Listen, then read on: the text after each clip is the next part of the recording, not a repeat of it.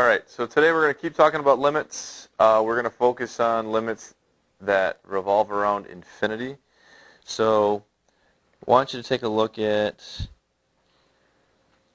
a graph real quick here that should be familiar to you.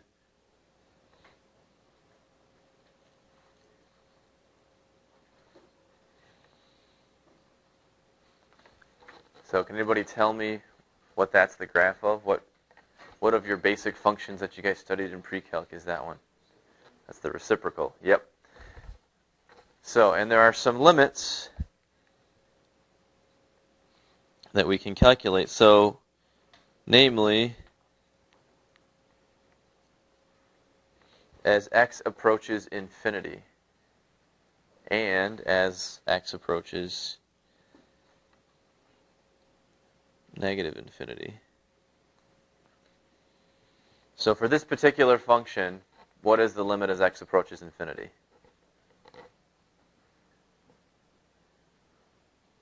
So as x gets very, very large, what's happening to y? It's not. It's getting smaller, right?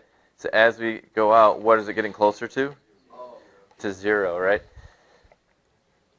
Okay, and then for negative infinity, just trace it to the left. As x continues to get very, very negative, what y value are we getting closer to? 0 as well, okay? So we have that kind of limits involving infinity, okay, where it's x is the infinity piece of it. We also have limits going the other way. So in this case, limit as x approaches 0 from the right, and the limit as x approaches 0 from the left.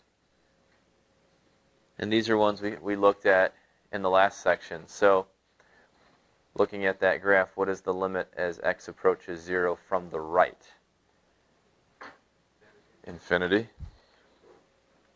And from the left? Negative infinity. Okay. So these kind of limits involving infinity describe horizontal asymptotes. Okay? Does that make sense? You see the graph where the horizontal asymptote is? It's right here. Okay? So horizontal asymptotes are limits as x approaches infinity, negative infinity. That's what you're looking for those. These kinds of limits around infinity describe vertical asymptotes. So we have this vertical asymptote up and down in the middle of this thing, and this describes the behavior of the function around that vertical asymptote, on the left side of it and on the right side of it. Okay? So these are the kinds of limits that we're going to talk about today. Okay? The horizontal asymptote ones and the vertical asymptote ones. So do a little definition while we're talking about it here. So the line y equals b is a horizontal asymptote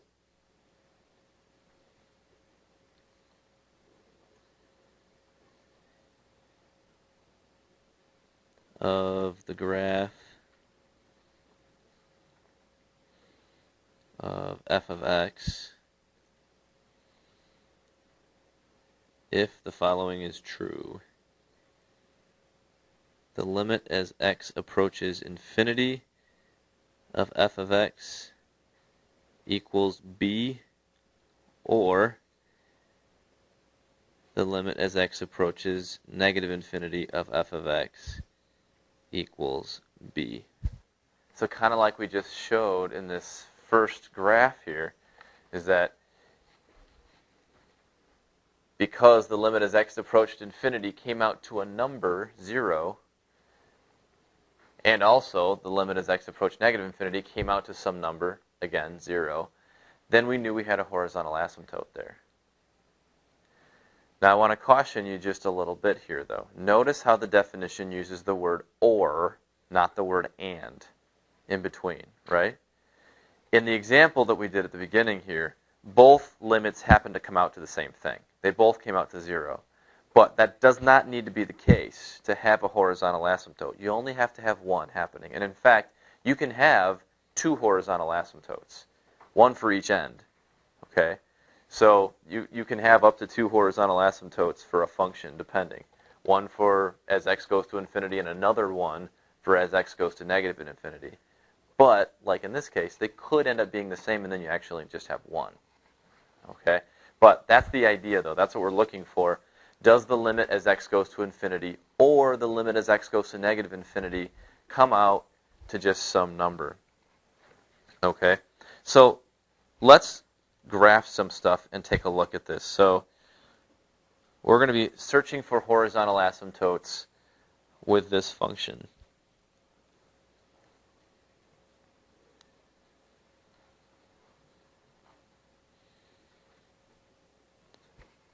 F of x equals the absolute value of x over x minus 1. Start with that.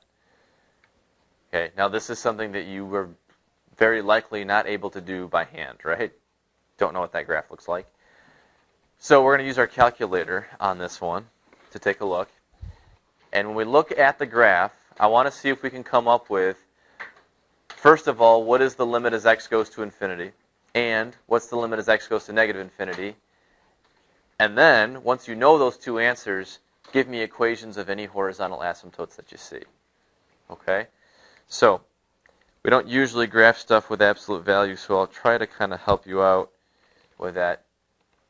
So if I want to put this into my calculator, I got to go into math, over to num, and it's the first one, ABS.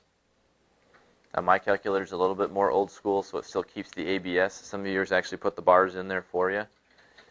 In any event, we want the absolute value of x, then divided by x minus 1. Something like that. Alright, now my window is still -2 to 2. That might not be big enough. I'm going to go ahead and graph it and just take a look. But I might need to expand that out a little bit, especially if we're talking about limits as x goes to infinity and negative infinity. Sometimes you're going to want to make your window pretty large to be able to see what's going on. So, and yeah, it doesn't look like I've really got enough to go on there, so I'm going to move that out, make it a little bit bigger. Maybe go -10, 10.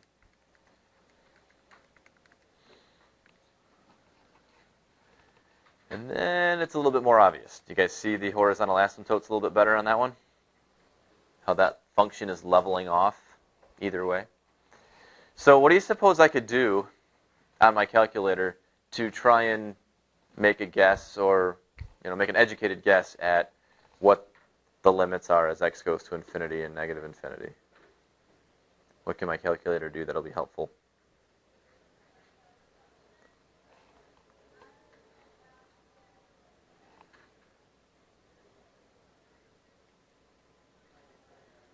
There's a button down here that might be helpful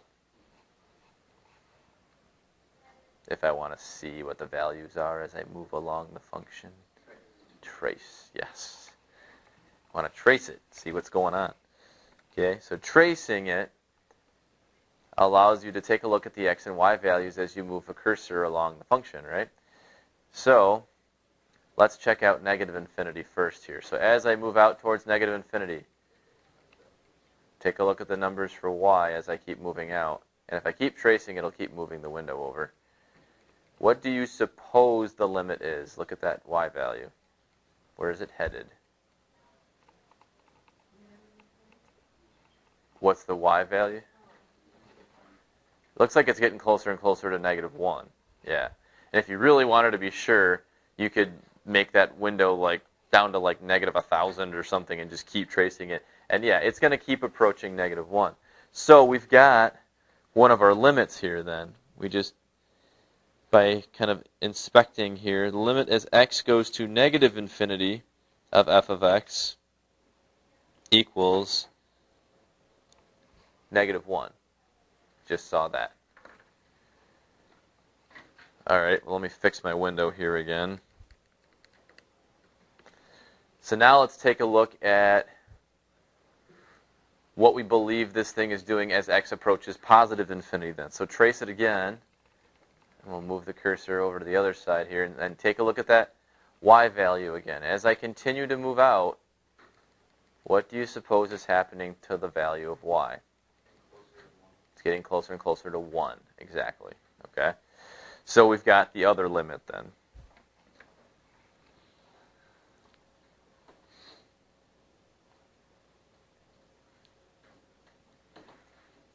So the limit as x approaches infinity for this particular function is 1.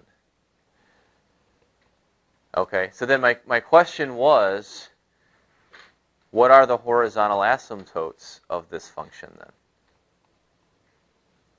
So what are they? Those are my two limits.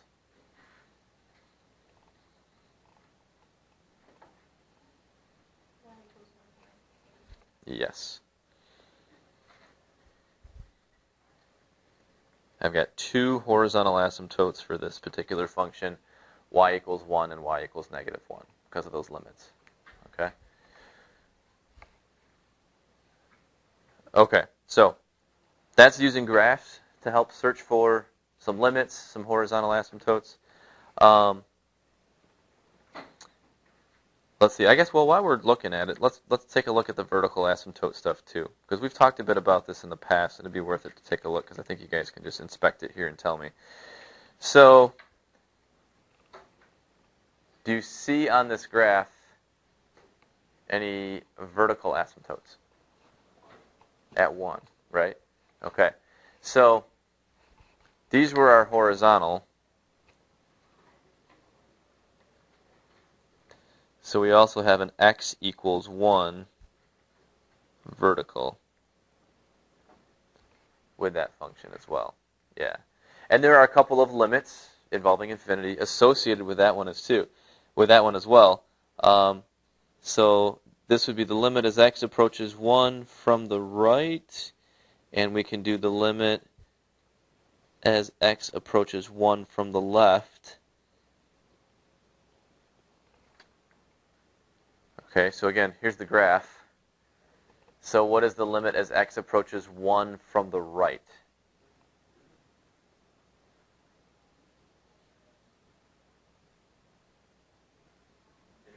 Positive infinity, right. And what was the limit as x approached 1 from the left? Negative infinity. Okay. So vertical asymptotes, like we talked about up here, are going to have ones coming from the right and from the left that involve infinity as your answer then. Okay, so in that particular graph, we could pull that out too. So, all right. So the next one, I'm going to do a problem involving infinity here that's going to be similar to some that you did in your homework last time, where it's going to say, look at the graph to guess what the limit is and then confirm using the sandwich theorem. So we're going to pull that back out again. But there are a couple of limits I want you guys to jot down. One of these we've already talked about, and this one will keep coming up, so might as well just write it down here so we remember it again. So this one, limit as x approaches 0 of sine x over x equals 1. Another one that you're just going to have to memorize that we're going to use is a limit involving infinity and its cosine x over x. This particular limit is always equal to 0. Okay? I won't make you guys memorize a lot of limits, but these two I will. Okay, so notice the difference, because sometimes it's easy to get these two confused. Okay? The one you looked at before, sine x over x, it's as x goes to 0 and it equals 1. The cosine x over x is as x goes to infinity, and that one equals 0. Okay? So kind of keep those in the back of your mind. For this particular section, because we're talking about infinity, we're really focusing on this second one now. So we're not going to really see this one too much, but both of those are ones down the road we're going to need to know. So, okay. So let's take a look at this particular limit. The limit as x approaches so we'll do infinity.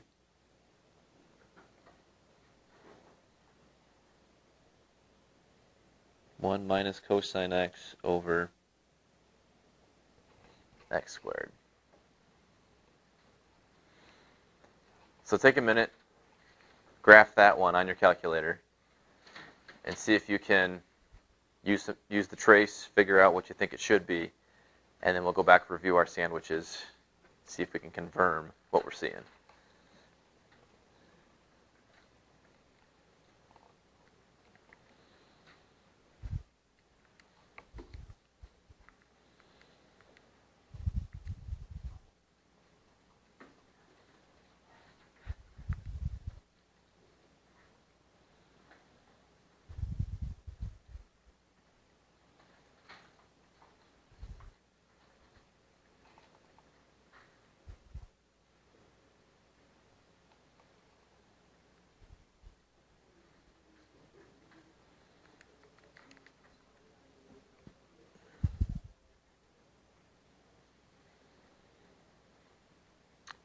I might have to play around with the window a little bit to be able to see it really well, but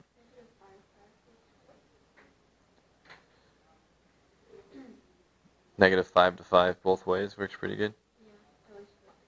Okay.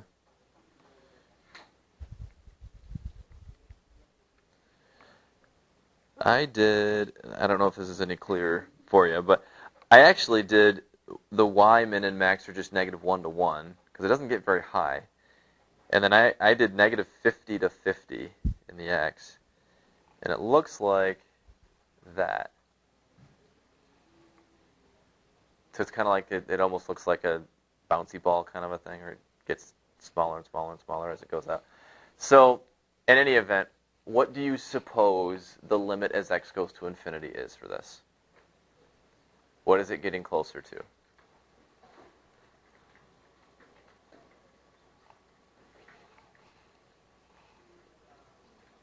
What do you notice about the value of y as we continue to go out?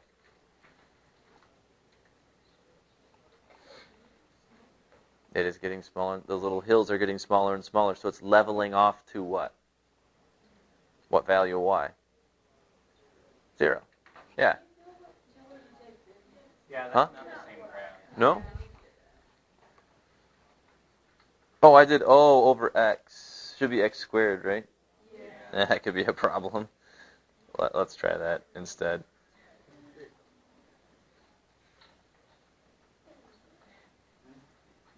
So that looks different.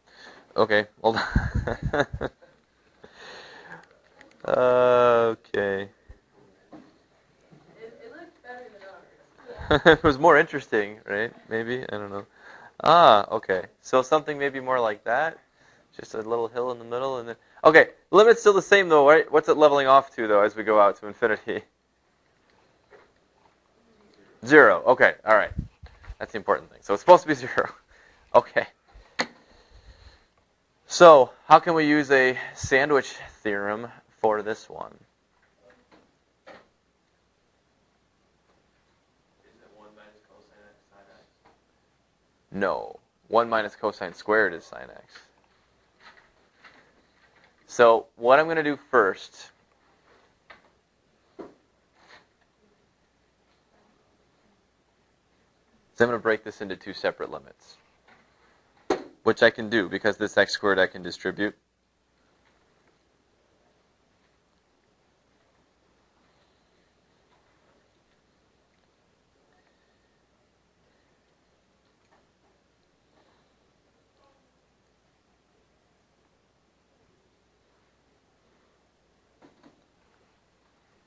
So it looks like that.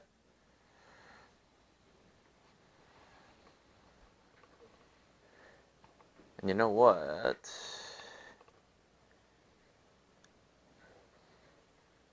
Yeah, I don't think I even need a sandwich theorem for this one. I'm not going to do that. I'm just going to do it straight ahead because I can do that. Okay, so first one. Now, this gets a little different than how we used these limit properties last time because you can't always just plug in. But think about it logically, though. If I, in this first limit right here, if I let x keep getting larger and larger and larger, what is the value of this entire thing getting closer and closer to? 0. So that first limit I can actually evaluate. I know it's 0. Okay? And so then I'm still left with this limit as x approaches infinity of cosine x over x squared. Okay, but that's pretty familiar, right? It looks a lot like this one we talked about over here. What's the only difference with it? It's x squared instead of x. Is there any way I could kind of break this thing up so that I could use that somehow?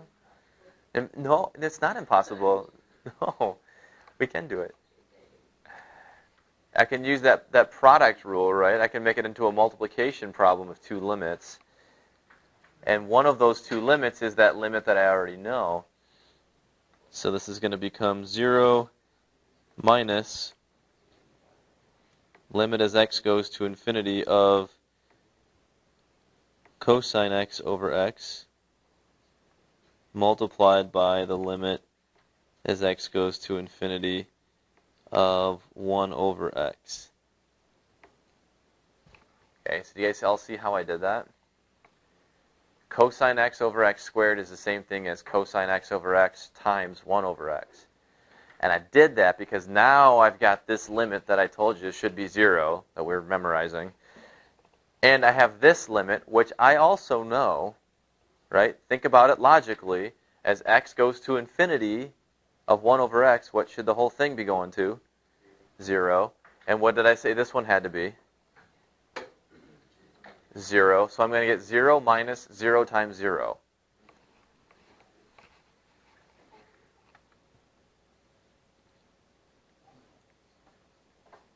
And 0 minus 0 times 0 is what? Double zero. Double zero. It's equal to 0, like we saw on the graph. Okay. So, yeah, no sandwiches needed on that one. I misspoke. Okay. So, we were able to do this one by hand. We can do some other ones by hand without using our calculator to assist us here.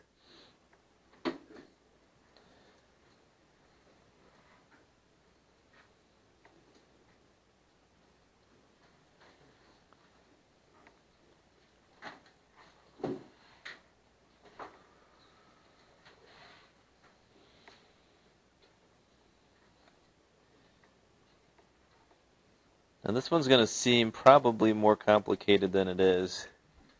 But let's say I have that function, and I would like to know what is the limit of y as x approaches infinity, and what is the limit of y as x approaches negative infinity.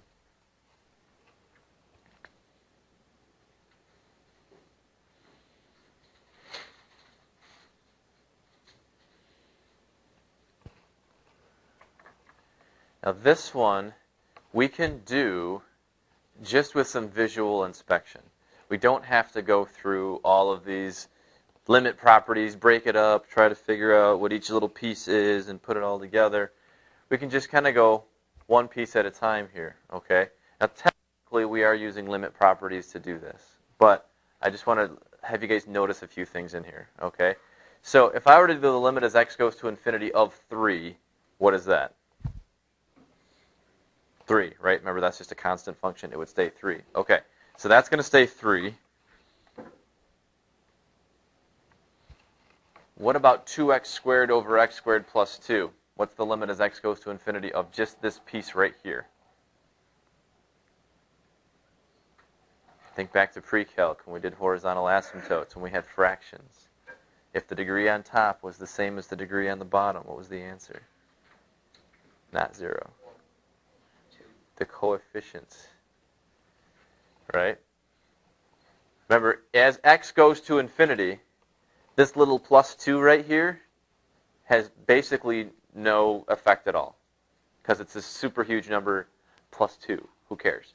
So the limit is really ignoring the 2. What do you get when you simplify that fraction? 2. Yeah, 2 over 1, 2, right? So the limit as x goes to infinity of this fraction then, 2. It's just 2. So remember, when the degrees are the same, you just divide, and it's the coefficient that's left over. So 3 plus 2, okay, continuing. Then it's 0. Right, just like when we were looking at, like over here, this 1 over x, that's exactly that case, right? We had a degree on the bottom larger than the degree on the top, so that came out to 0.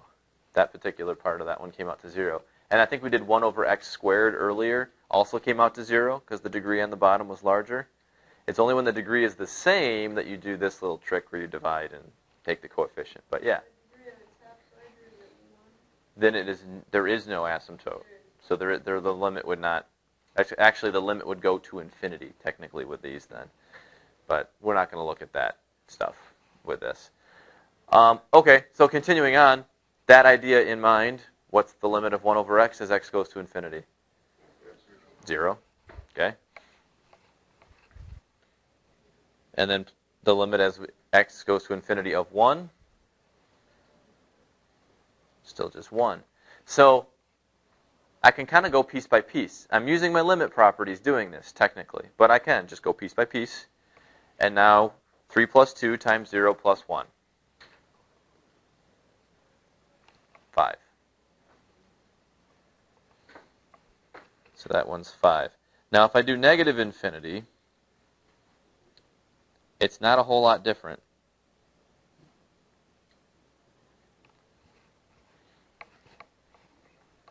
So again, a constant function. Instead of going to the right, I'm going to the left. What is it? It stays 3. So what's the limit as x goes to negative infinity? 3, right? Stays 3. So that's still 3. This one, as x goes to negative infinity, okay, I'm squaring. Whether x is positive or negative, does it make a difference? No. So it should still be the same, right? That should still be 2. Okay? 1 over x. Think about the graph of 1 over x.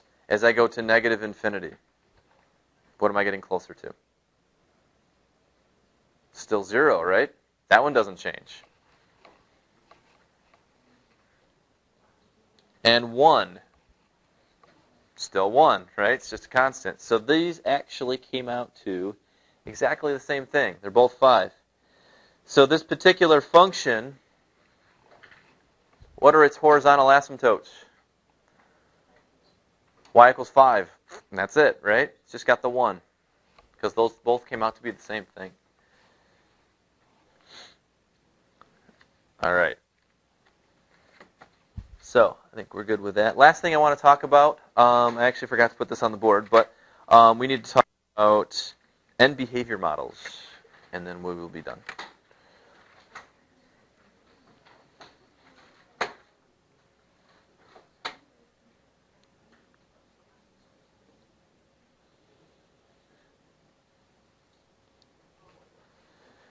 Okay, an end behavior model. So for really large values of x, we can sometimes model the behavior of a complicated function by a simpler one that acts virtually the same way. Okay? Give you an example.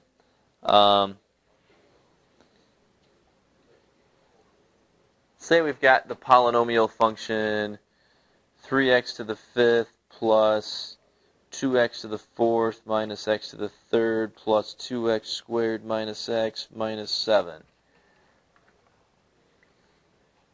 In pre-calculus, we talked about the end behavior of polynomials.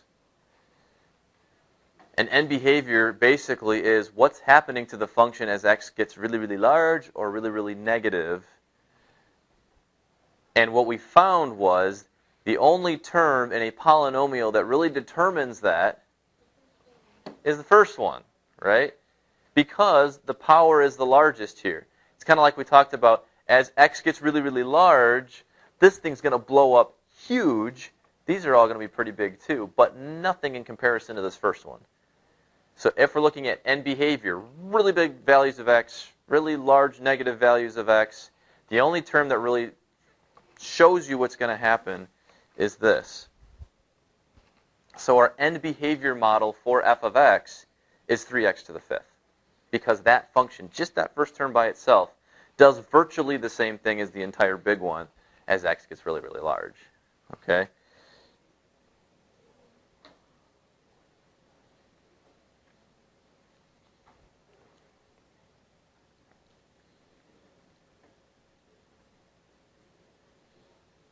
So the end behavior model for this f of x would be this other function, g of x equals 3x to the 5th. All right? It's pretty straightforward because you always just steal the first leading term, whatever it is. Other functions have end behavior models too, not just polynomials. And so it's not always easy to come up with what those are, okay? But there is a way that you can kind of test to see if what you've chosen is going to make a good end behavior model or not. And there's both right and left end behavior models. A right end behavior model would be as x goes to infinity. A left end behavior model is as x goes to negative infinity. So sometimes it's the same function for both. Sometimes it's different. Just kind of depends. So here's the definition, though, for both of those. So a right, and we'll just refer to them as EBMs. So a right EBM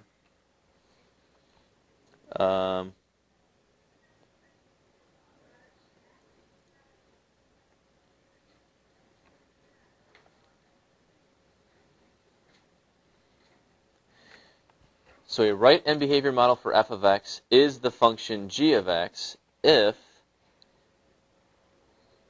the limit as x goes to infinity of f of x over g of x equals 1.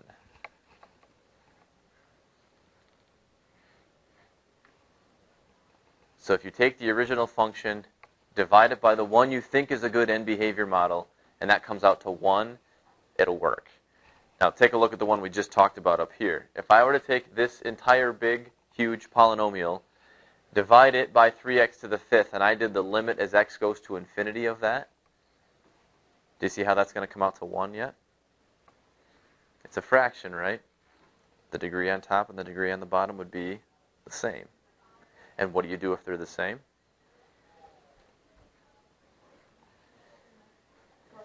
You take the coefficients of the leading terms and divide. What would be the coefficients of the leading terms? 3 and 3. And what do you get when you divide 3 by 3?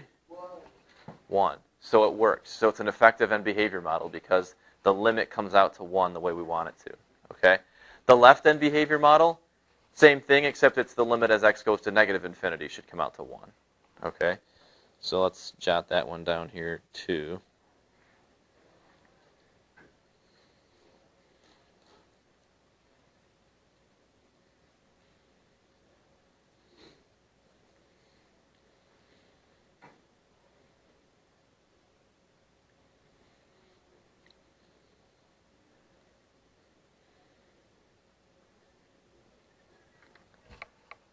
So that one also should come out to 1.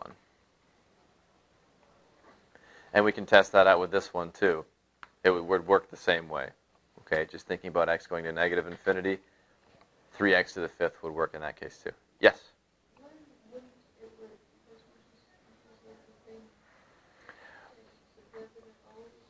For polynomials, stealing the first term always works. But like I said, we're not always looking at just polynomials, though. So I'll give you an example. We'll do one of these. We got a little bit of time left.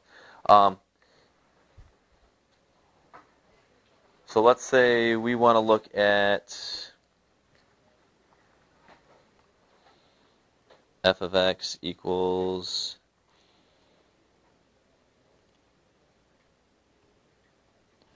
x plus e to the negative x. And I want to come up with a right end behavior model and a left end behavior model for this one. A simpler function that behaves the same way as this one does when we get really, really large with x. Okay? And I can't just steal the first term for this one and know that that's going to work. Because it's not polynomial anymore. It's this exponential type thing going on. Okay?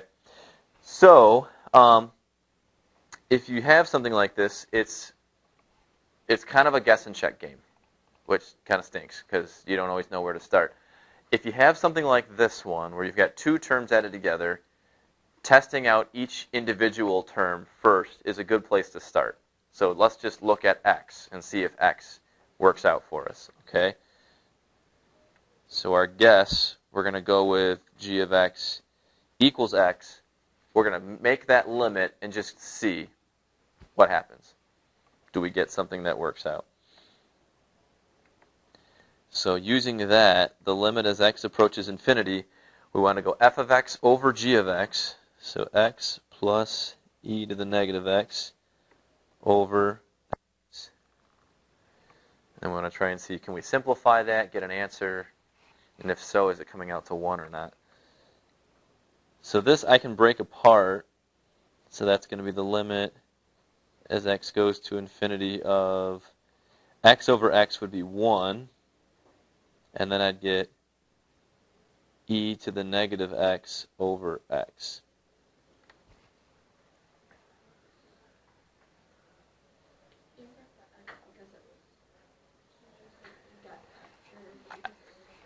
Yeah. If you have a function that has two things added together, a good guess is picking one of these two things. So I'm just starting with x, just to see what happens. Okay, so when I put that in here, I got 1 plus this. Well, let's think about what happens. We know this is just 1, but we're hoping this comes out to 0, right? Because then we're good. So if we put in infinity here, e to the negative infinity, think about what a negative exponent really is. It would mean it's in the denominator. So e to the negative x is really 1 over e to the x. Okay? And if I plug in an infinity, well, what's e to the infinity? Something raised to the infinity power? It's going to just keep getting bigger, right? So that would be infinity. So what I'm looking at here is, maybe this will be an easier way because I feel like I'm losing you here a little bit.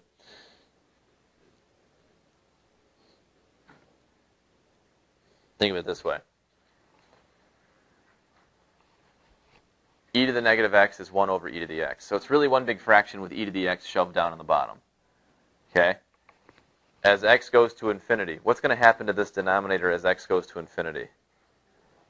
It's going to just keep getting bigger, right? So what's going to happen to the whole fraction? It's going to get smaller, go closer and closer and closer to 0. Okay?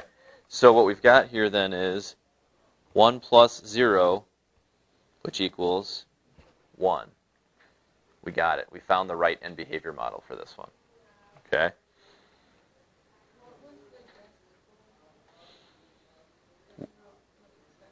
We were guessing to see if just x would work as a end behavior model.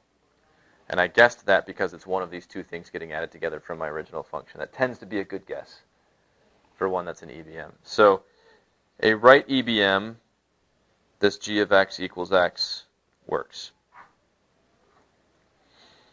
Now x might also work as a left end behavior model. Okay? I'm not going to work out the math on that, but it doesn't work out if you try and do it with negative infinity. And because we're kind of running out of time here, I'll just let you know that the left EBM for this one ends up being g of x equals e to the negative x. So like I said, those two pieces tend to be pretty good guesses, and in this case it works out where those are the two end behavior models that we have for this thing. Okay? In your homework, you're going to have a chance to wrestle with this a little bit more, okay? But I didn't have time to get into it any more detail than that, unfortunately. So, all right.